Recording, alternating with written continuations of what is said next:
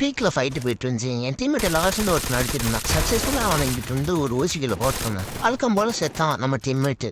அவனை ரிவைவ் பண்ணி ஆகணும்ல. இன்னொருத்தன் சாகிற மாதிரி இருந்தான். எப்படியே பொழைச்சிக்கிட்டான். சரி பாவமேன்னு சொல்லி ரிவைவ் பண்ணால் மறுபடியும் சாகணும்.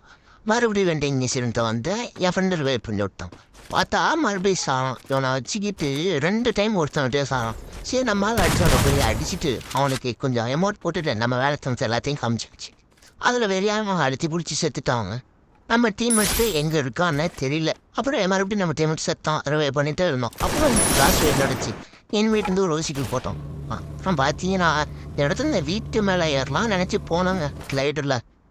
எசக்கு ஊசிக்கா ஜோனிக்கு வெளிப்படுச்சு. சொத்தா செத்தான்டான்னு நினச்சேன். கடவுளாக பார்த்து மான்சட்டா கொண்டு வச்சிருந்தாரு.